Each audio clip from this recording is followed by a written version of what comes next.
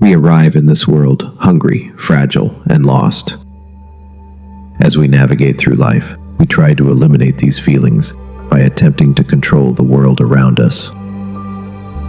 We strive to accomplish and acquire things, reach higher status, gather wealth or fame, build power, and so forth.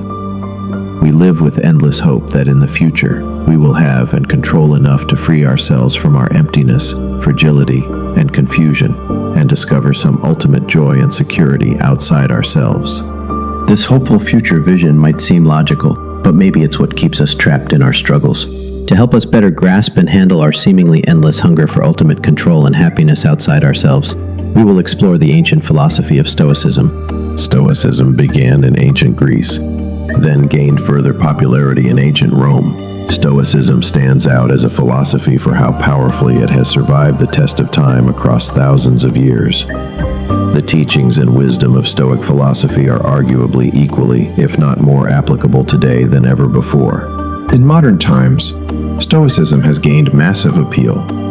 Nelson Mandela used and promoted it. Current popular authors like Tim Ferriss, Robert Greene, and Ryan Holiday have written about it, and it has built a large online community.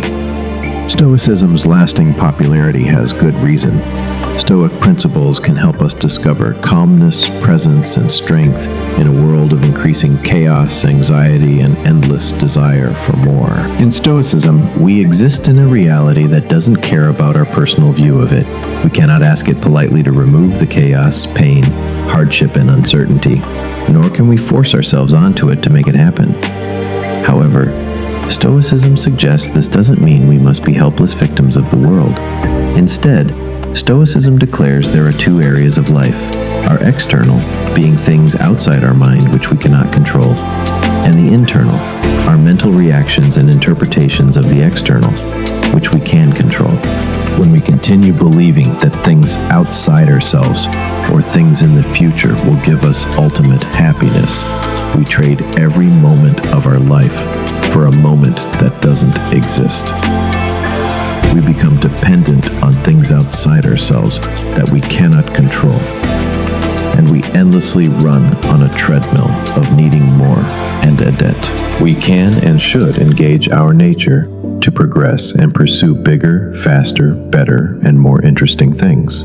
But we should make sure that in our pursuits, we are intentional about what we are doing to ensure we are not being careless with our time and wasting our life experience. No matter what task we take on, we will do it wastefully if we assume that anything beyond the task itself will provide something better than the experience of focus and presence in the task itself. Nothing is wrong with working toward and achieving wealth, fame, or power, but in the Stoic mind, these things are simply to be enjoyed if they work out, but not to be depended on for happiness. If someone depends on them, their happiness and peace in life become especially vulnerable to being inconsistent, taken, or never achieved at all. Stoicism suggests that the mark of a truly successful person is someone who can be okay without the things they typically desire or depend on for comfort. No wealth, material abundance, fame, or power has any value for a happy life if the person who has them hasn't yet learned to live properly without them.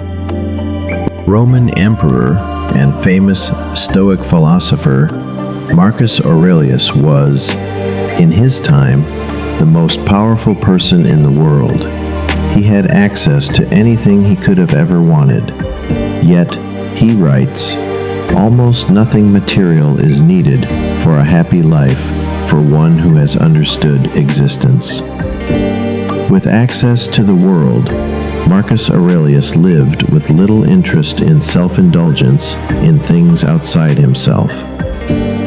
To develop this strength, a common practice in Stoicism is to occasionally temporarily remove oneself from the things they normally depend on for comfort, to prove to themselves how strong they truly are, without the things they think they need.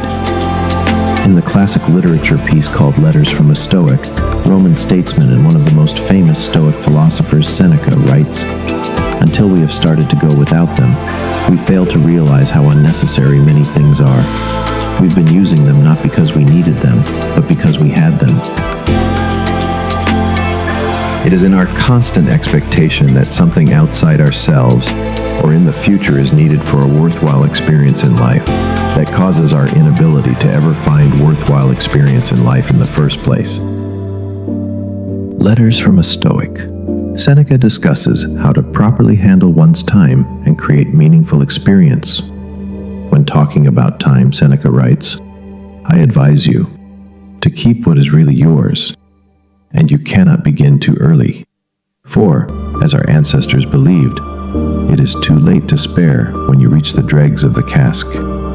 Of that which remains at the bottom, the amount is slight, and the quality is vile. It is now that we must find time, and it is now that we must find happiness, if it is either that we are seeking. For if we do not focus the lens through which we view life right now, everything we see from this moment forward will remain out of focus." For the Stoic, the ability to find happiness despite what occurs around us is developed through character and perspective. We must realize that nothing is good or bad inherently, but only our judgments and interpretations of things can be good or bad. The wise man, Seneca writes, is neither raised up by prosperity nor cast down by adversity, for always he has striven to rely predominantly on himself and to derive all joy from himself. In other words, we must try to form our perspective to best serve our ability to remain with happiness and wonder regardless of the ups and downs of life. Stoicism suggests that we are but a tiny part of the entire body of nature, and everything that happens to us matters and is necessary to everything beyond us. In this, we must work toward acceptance and indifference toward everything that happens, and instead focus our attention on controlling our reactions to the things that happen. With this, we can begin to free ourselves from the chaos of the world and find some form of happiness and presence within ourselves.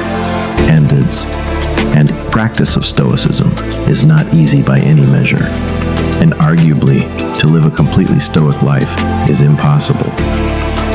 Likely no person can be without moments of desire or negative reaction to the world around them. However, Stoicism gives us a target of wisdom to aim for, a happiness and calmness to work toward when things are at their apparent worst. In a time where chaos and anxiety spread wildly across our screens, where cultural pressures to live certain ways and achieve certain things overwhelm us constantly, where we spend enormous amounts of time comparing ourselves to and wanting the approval of others, our sense of happiness and peace is increasingly at risk. And it is perhaps through Stoicism that we can attempt to hold on to it. Starting from birth, we seemingly run, if not sprint through life, racing out of every moment, unsatisfied with what life is, and constantly looking to the future for what life could be if we just obtained something more or different. Our cultures overwhelm us with the reinforcement of this idea, convincing us that our duty is to achieve, buy, own, and live perfect, unaffected lives. This delusion, however, creates anxiety that we are then told by culture we can rid ourselves of if we just achieve a few more things, make a little more money, be a little more popular, and buy a little more stuff, creating an endless feedback loop of unsatisfied hunger. We are sighed. If we give in to this, we surrender our life, we give up ourselves. Seneca writes, "We should not, like sheep, follow the herd of creatures in front of us, making our way where others go, not where we ought to go." In the Stoic view, the stuff we often find ourselves chasing in life turns out to be rather petty and meaningless from a sufficient distance. We don't have much, if any, control over what happens to us, how people see and treat us, nor what happens because of what we do. And in the big picture, none of it really matters all that much.